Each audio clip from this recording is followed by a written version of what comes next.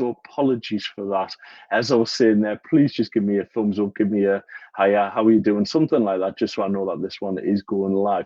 How ironic was that? I was actually talking about the whole software gremlins. It's coming up to the end of the year, isn't it? I think the software just doesn't seem to want to work these days. But hey ho, let's have a wonderful session today, all about how to really plan your new year for your best year of success. Now, let me just talk through, what does this actually mean? What it actually means is, if we think back to 2020, if we think back to 2021, how many of us actually predicted that the world's biggest pandemic would come along? How many of us actually predicted that we'd be working from home? How many of us actually predicted that our businesses would be succeeding as well as they are, or failing sadly, as some businesses have happened? Lots of clients of ours that valued have had really, really great success. Sadly, some haven't due to the pandemic. Now, what I really want to do, what I'm really, really passionate about, is helping small business owners to achieve their goals. Actually working with people to understand what it is that they're trying to achieve, what their why is, what their purpose is, what their goals are. The last couple of months, we've done sessions all about your why and all about actually how do you actually plan for your goals. So today's session is all about setting you up ready to kick off on the 1st of January 2022 and have your best year yet. So thank you very much, Michelle, for just saying hi there. It's great to know that that's actually coming live. So thanks, Michelle. Appreciate that. Right. So a couple of questions I would ask in terms of accountability to kick off with. What challenges have us as business owners faced in the last 12 months? So in 2021, if anyone would like to share some of the challenges they've had, just pop it in the chat, just so we can actually get a little bit of interaction going, if that's okay. So what challenges have people faced? Also, what were the biggest wins that people have had in 2021? But more importantly, who actually holds you accountable? So some of the examples that I've seen over the last 12 months is, what challenges have we faced? COVID, businesses being closed, staffing issues, suppliers not paying us when, or not giving us the credit terms. Other things that have happened as well is customers have took longer to pay us. There's lots of different challenges that our businesses have faced. Hi, Jamie. Other things that have happened is where clients have had too much work on and they couldn't actually get the right number of staff, the right staff in to actually help them to perform in their business. Other challenges are around marketing. There's lots and lots of different challenges that people have actually achieved or, have had to overcome in the last 12 months. But what was the biggest win that your business has had? Michelle, you've just said there that the challenge that you've had is moving your business online. That is a challenge that so many people have had over the last 12 months. It valued, I used to meet up with clients on a daily basis. What we're actually finding now is that there's a substantial number of our client base are happy to talk to me on Zoom now. Not everybody, and that's cool as well. But a substantial number of clients now want to actually talk to us online. That was a win for us. Yeah, it was a win that we could actually not have to commute quite as much as what we were doing, but also brings challenges in terms of actually speaking to people, that human interaction, which is so, so important, especially when you're talking about people's lives. Successes, realizing we don't need to be in the Northeast now. We can actually have clients all over the UK. Michelle, absolutely phenomenal. Yeah, I think that is a massive win for people. Massive, because actually what we're finding is that one of the wins that a lot of businesses are having is that they don't have to be just based in their local area. So we're up in the Northeast. We don't just have to employ staff that are in the Northeast of England. One of our team members actually lives in Norwich now. Another team member lives just outside of London. Another team member lives the South Coast. Location isn't as relevant these days. So we've got lots and lots of opportunities to expand our businesses. Also from a client point of view, we've been really, really lucky. We can take clients on throughout the UK, but not all business owners have had that opportunity. So that is a massive success for businesses like yours, Michelle. So well done on that one. But who actually holds you accountable? So what challenges have we faced? What have we really achieved? But does anybody actually hold you accountable? There's one of the people that's joined this webinar, I can see them on here now, that actually set a challenge. She didn't have any work in the back end of last week. She'll remain nameless, but she didn't have any work in the back end of last week. And I said, bet you couldn't. If you do this, this, and this, but I don't think you'll get it that quickly. She did. She did it. Now, why did she actually get that work at the back end of the week? Was it because she was accountable to herself? Was it because I said tongue in cheek, not convinced you're going to do it? Actually, it's helpful to have somebody that makes you accountable for your goals. So whatever goals you're setting for 2022, please have somebody that's going to hold you accountable, whether it's your husband, your wife, your partners, your kids, your mom, your dad, your accountant, whoever it is, make sure that you have somebody that is holding you accountable. Because so many times we'll just accept what happens. COVID has taught us that we can do things differently. So please do things differently, but have somebody who holds you accountable in 2022 to move forward. Moving on, goal setting. What's the one thing that you want to achieve in 2022? Again, pop it in the chat if you want to. It'd be great to hear what people's goals are. I'm more than happy to keep this thread open.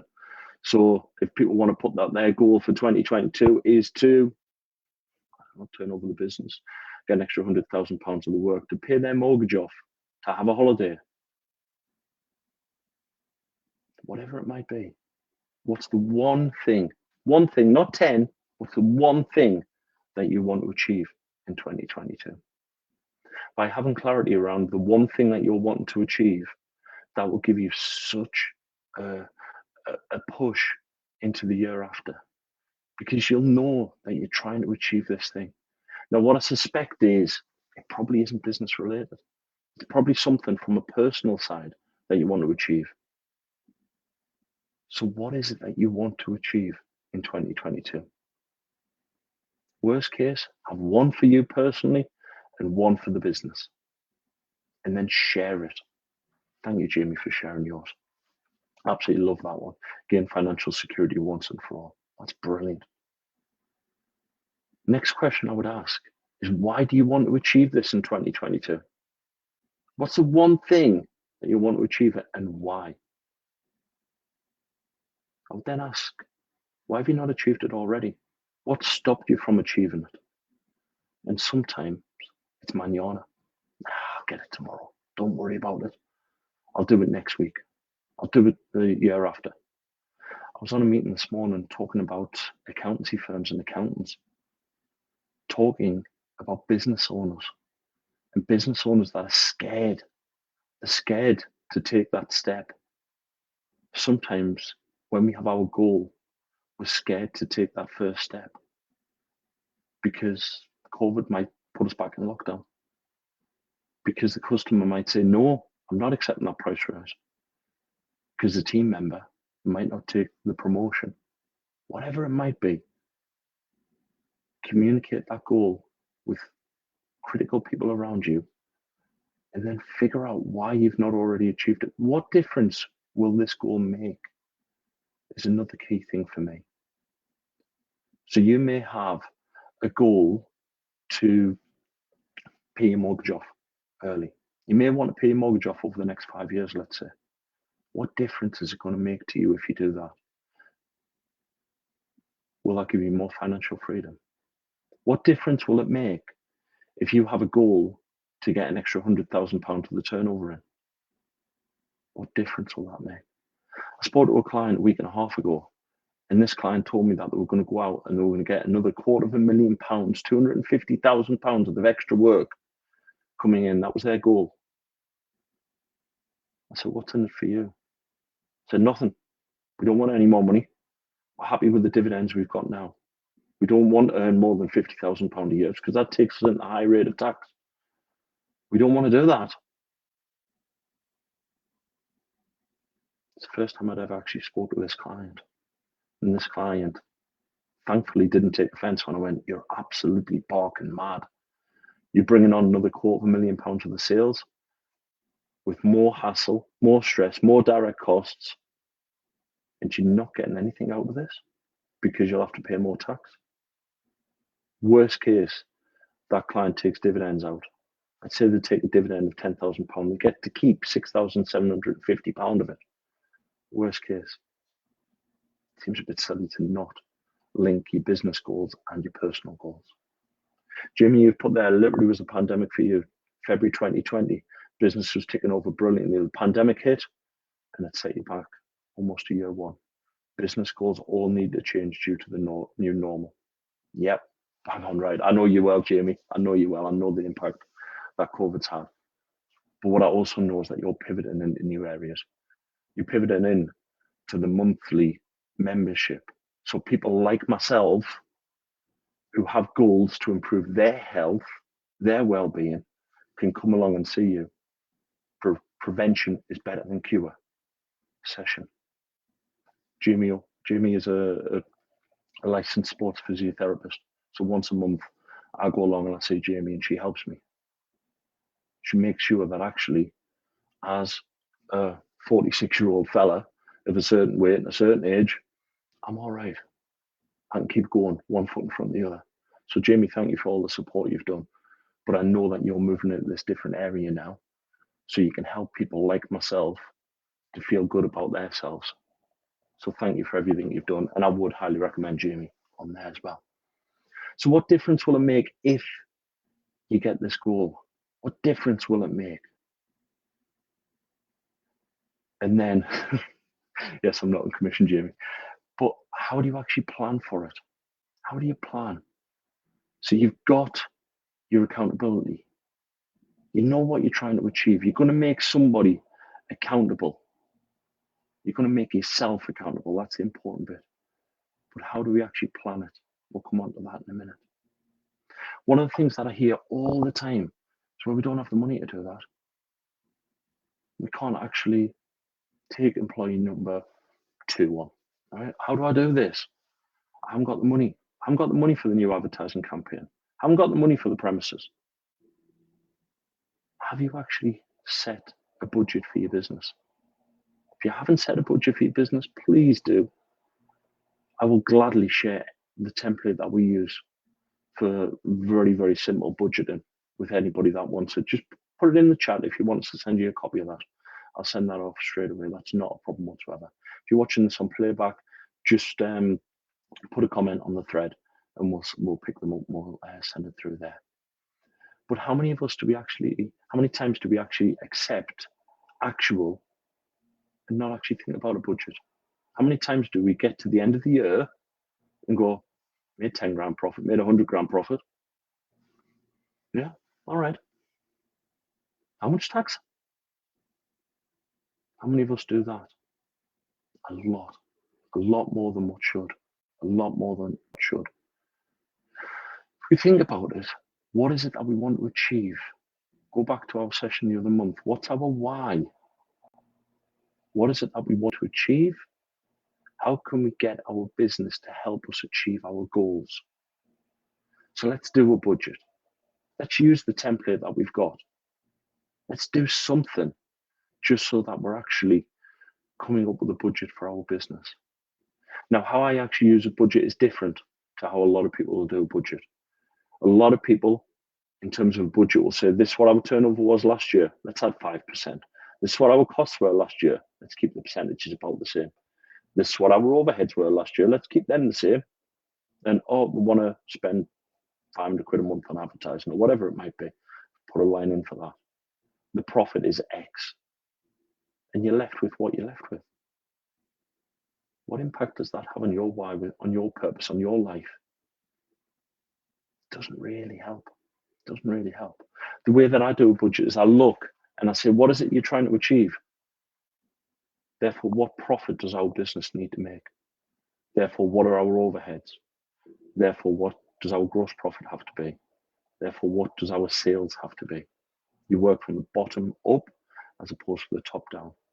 And what we find is that clients normally, I'd say around about 9 out of 10, 90% of the time, clients will achieve the goal at the bottom because it's personal to them, because it's important to them.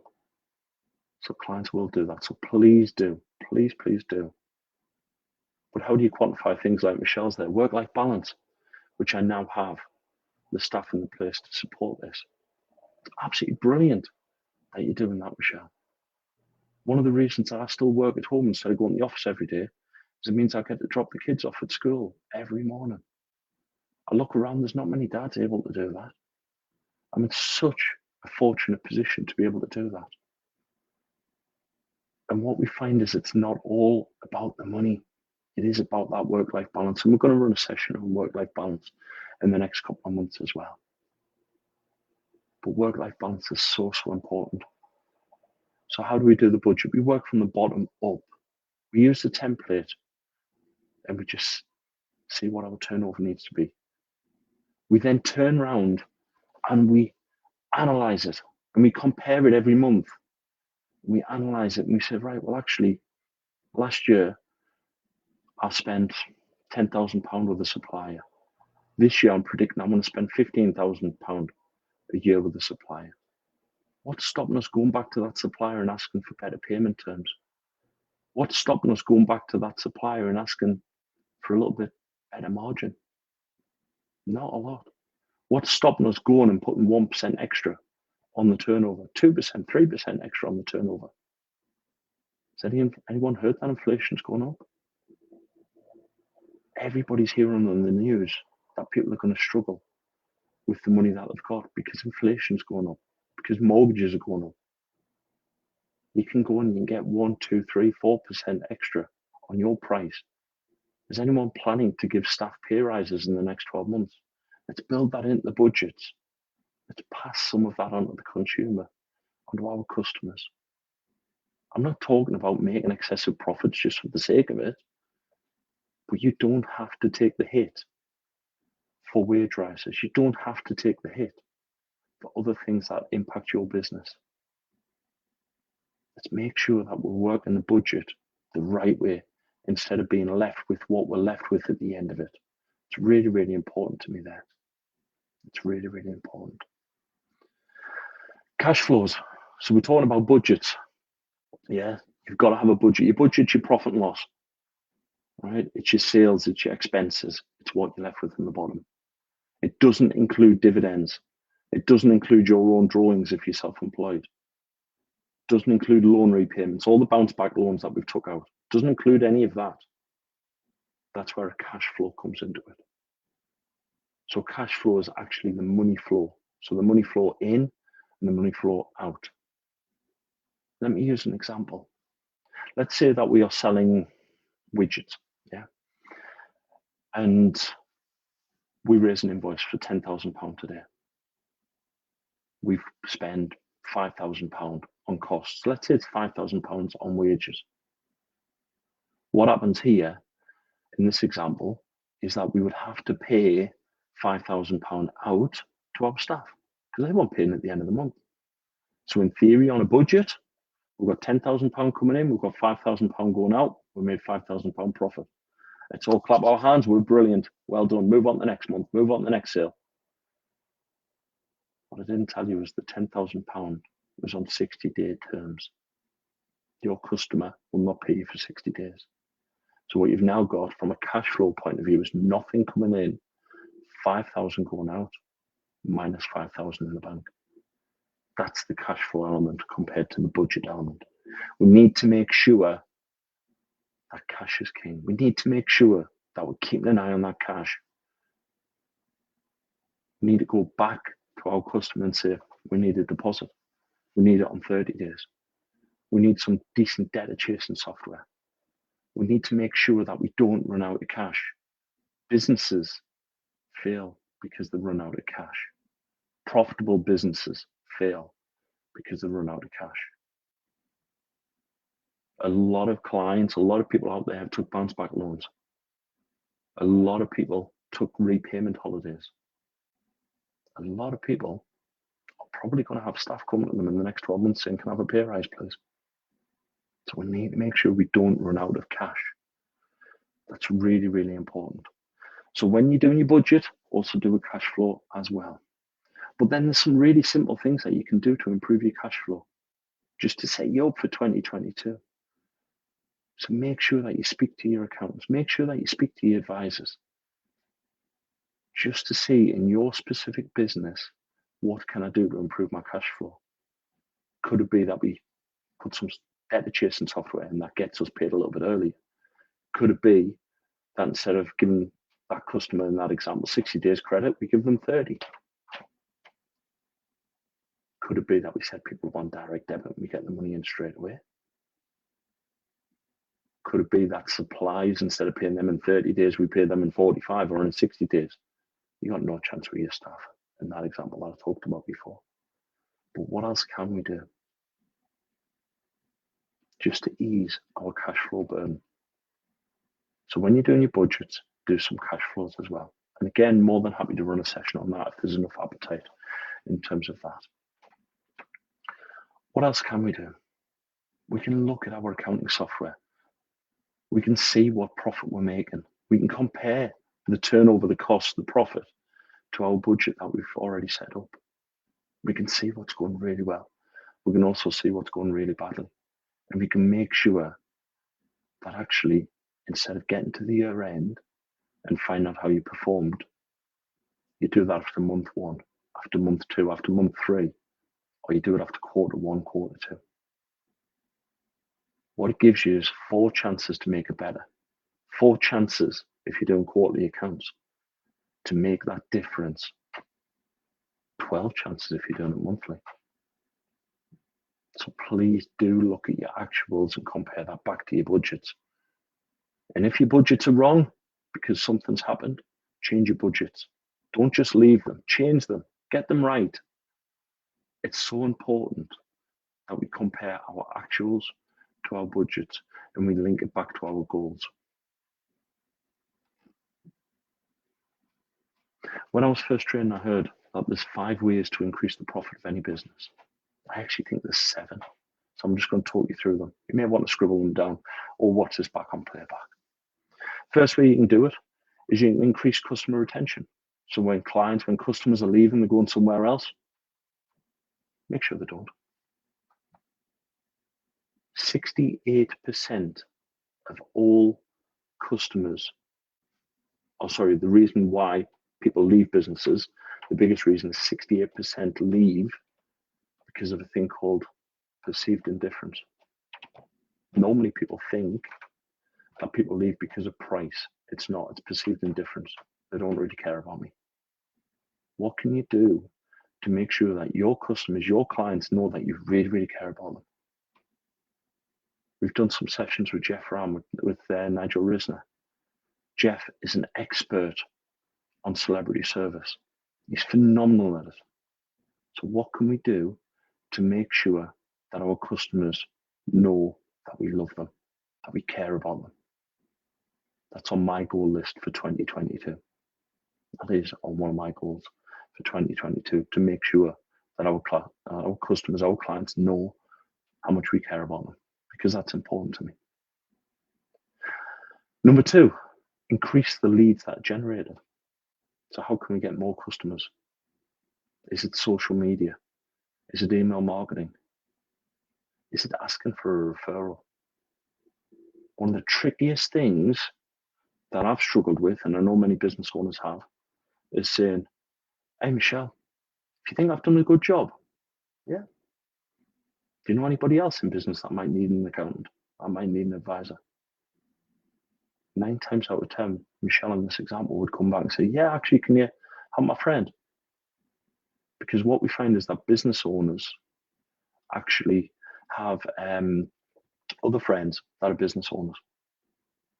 Consumers have friends that are consumers as well. So ask for referrals. It's such an easy way to get more leads. So easy to do that.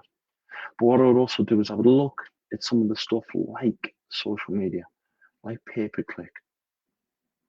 Find out what works and then replicate it. So whatever's working, replicate it. We've got a client that's using pay-per-click right now. And I think she was spending something in the region of £500 a month on pay-per-click advertising. She's now spending £2,000 a month on pay-per-click advertising because she knows that that money will generate extra sales, and it's extra sales of the right type.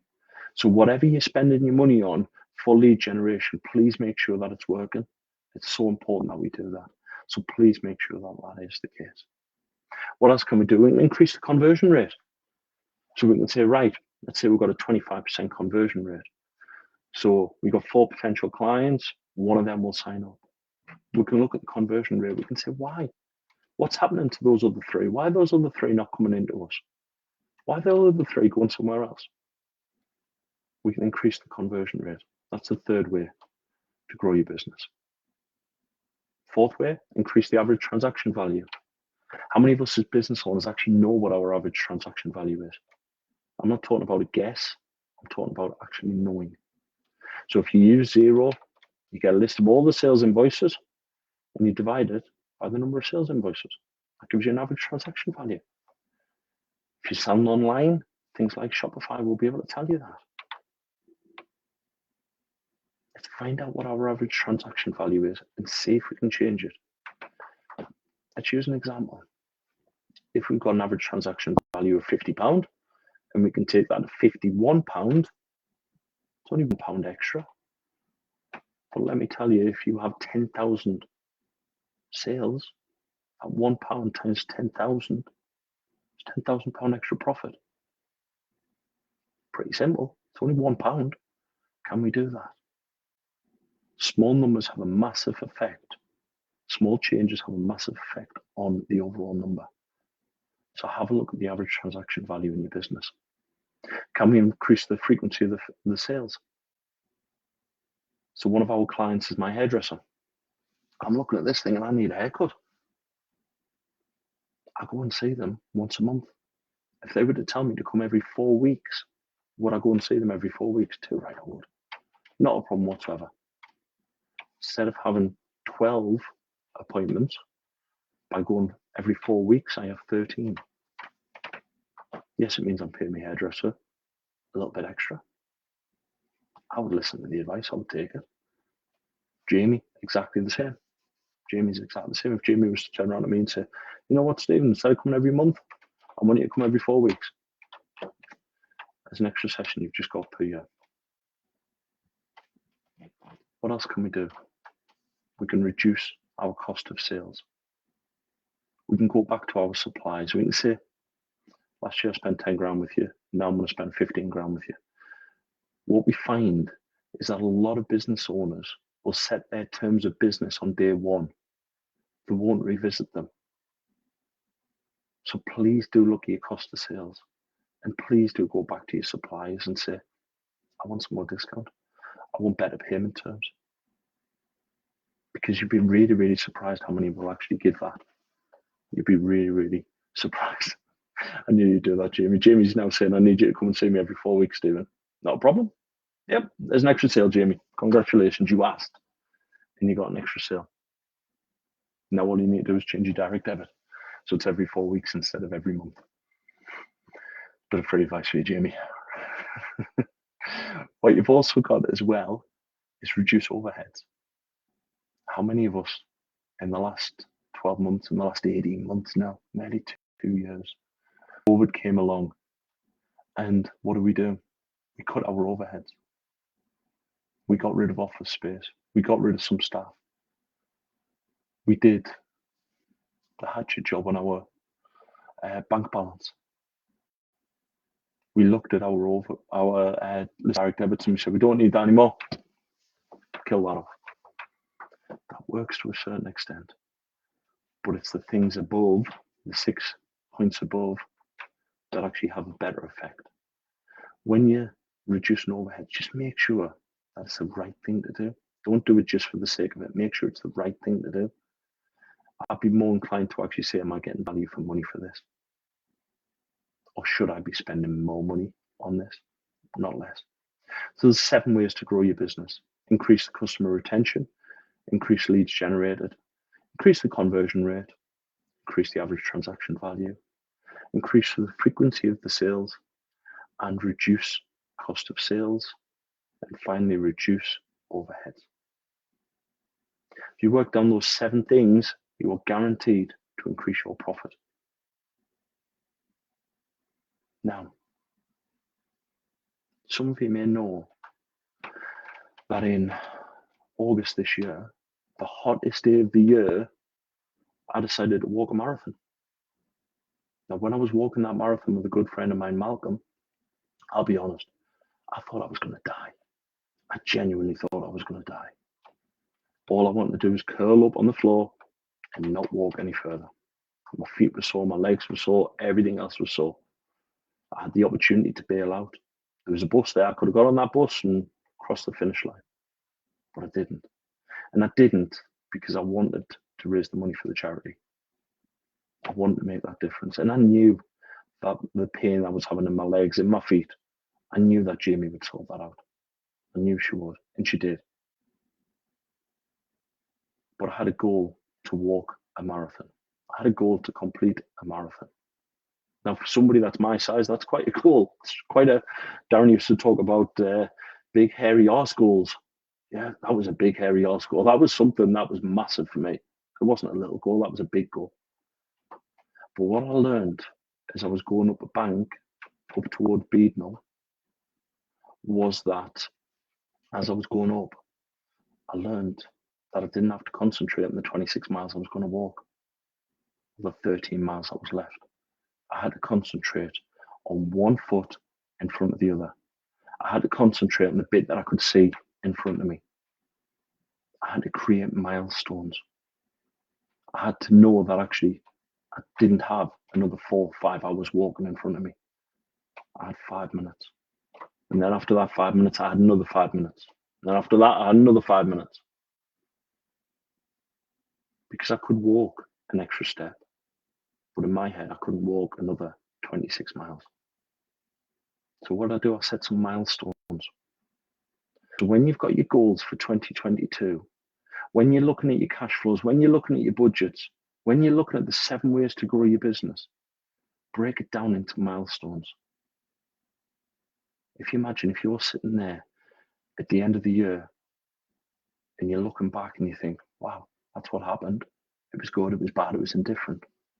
That's all right. You can't really change it. But imagine that you're actually sitting here at the end of January 2022 and actually it hasn't gone as well as what you thought. You haven't got those extra sales. You haven't brought that extra person in. The customers haven't come in. The supplier hasn't brought the stuff in. Whatever it might be. Acknowledge that there's a problem. Move on to month 2. Don't focus on the whole goal going out the window in month 1. Focus on month 1 and then month 2 and then month 3. So whatever your goal is, split it into milestones.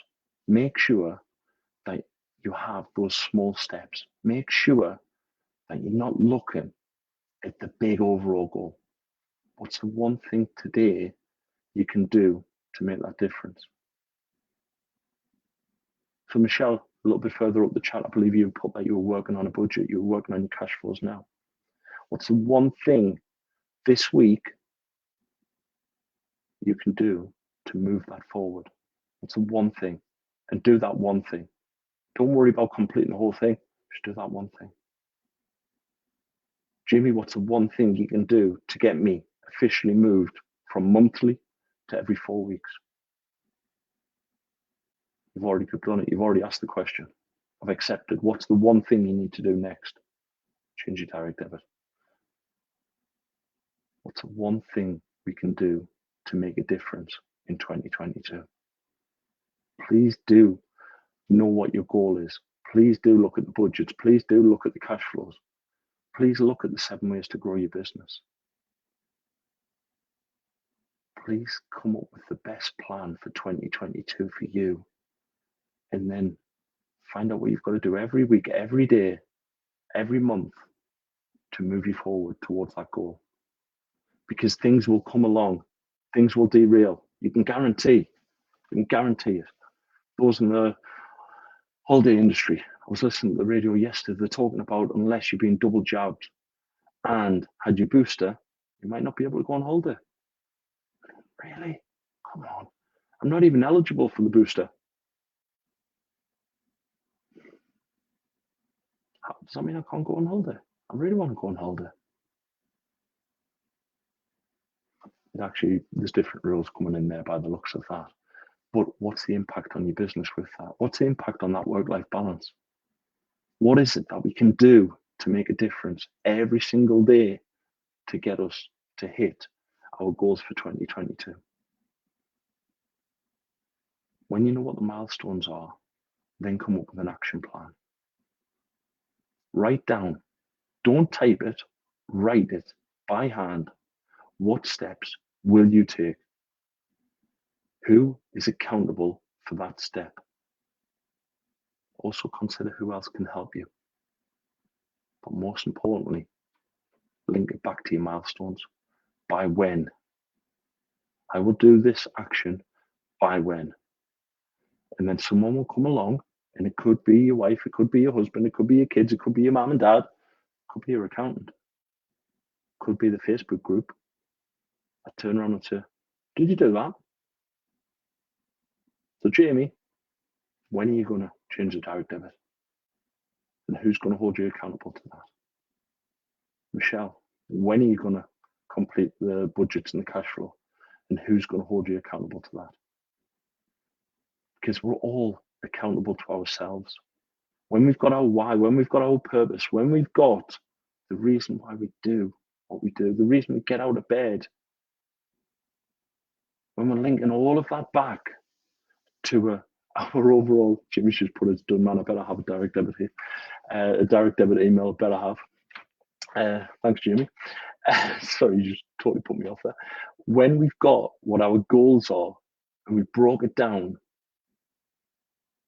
and we know what difference that's going to make to us personally and business wise, but mainly personally, find out who can help you, because you can't do it all by yourself.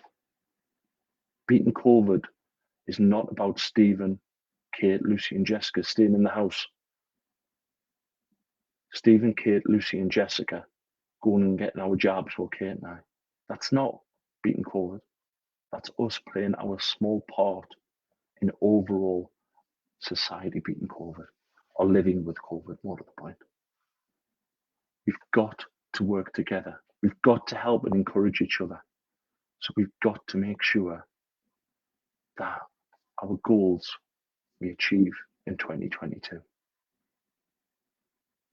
I'm more than happy to have a discussion with anybody that would like a discussion around their goals in 2022. Genuinely am. I want everybody that watches this to have the best year ever. We've gone through so much trouble, heartache in the last 2 years. I want people to have an amazing year. I genuinely do. So please do you set yourself up for the best year ever. Please do take that step. Please do involve others. Those that have heard me talk in the past, I work closely with a gentleman called Brad Burton. Brad is a mentor to me. Every month I go along to a session and work through what I've achieved, what I'm looking to achieve. He does that in a group format. It works for me. I've got clients that I do that for as well. You can't do it by yourself. You need help. You need support. We've all been through such heartache in the last 12 months, last 18 months. So please set yourself up for the best year ever in 2022. Because genuinely, I hope that everybody has a better year. I genuinely do. Take some questions in a second. If anybody's got any questions, feel free to put them in the chat. That's not a problem. But I've got one question I would like to ask, just to finish on. We're setting everybody up for a plan to change their life, to have a better year in 2022.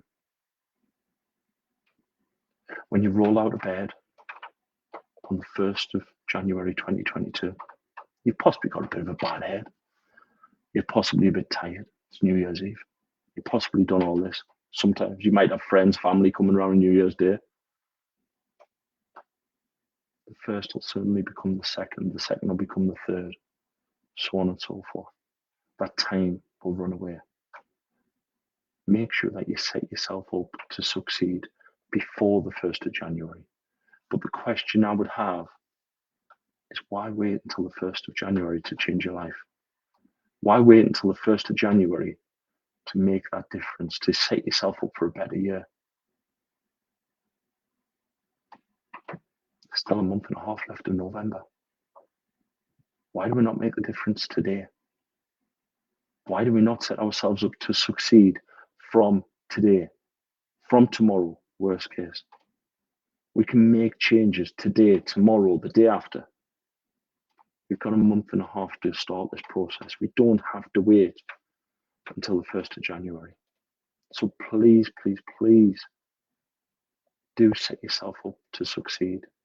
But at the same time, please start it now. Don't wait for a month and a half, because you can make such a huge difference to your life, and you can make such a huge difference as of today. So please do. Okay, let's just have a look at the chat, see if there's any questions coming through, or whether it's just Jamie that's been abusing me here, setting up my direct debit and everything, I suspect. More than happy to take any questions, so we'll keep it open for another 30 seconds or so. So if anybody does have any questions, please do pop them into the chat. Otherwise, if there's any topics you would like us to talk about, please do let us know. More than happy to create like a PDF about the 7 ways to grow your business. More than happy to do that. Sorry, Jamie. More than happy to actually create a PDF about the 7 ways to grow your business. We'll do something like that. And if anybody wants the basic cash flow template as well, let us know and we'll email that across as well. That's not an issue whatsoever. If anyone's got any themes that would like us to discuss, or anybody would like to appear on a live with me as well, more than happy to do that. In fact, I'd be delighted to do that. So please, if anybody would like to share their journey, their story of how they got to where they are, please do let me know. More than happy to do that. And what we do is we actually do a blog on the back of it. So we'll do a live, we'll do a blog, and hopefully we'll get you some sales on the back of that, just through some additional exposure. So more than happy to do that as well. Okay, don't think there's any questions coming through. A couple of comments there from Jamie. Thank you very much for setting the direct debit up and everything. Jamie, you have transformed my life, so thank you so much for everything you have done there. Hopefully I haven't been too rude as you commented there. And also, you're very, very welcome for any advice that I can give. What we also do, you may recall at the end of the last live, is we work closely with the guys on the team at B1G1. So letter B, number 1, G, number 1.com. So B1G1.com. We work closely with them. So what we'll actually do is, we know that we get a lot of people watching this on playback. So at the end of the month, we will donate via B1G1 to some people that are not as fortunate as ourselves. So last month, we delivered clean water for 365 days for 1,000 people. So absolutely delighted to be able to do that on behalf of the number of people that watch this. So more than happy to do that as well. Yeah, it's something that is my personal why. I want to make that positive impact. So more than happy to do that as well. All right, thank you so much. Thank you, Michelle, for the comment there as well. Really appreciate it. And I shall see you next month for the live. Take care. Bye-bye.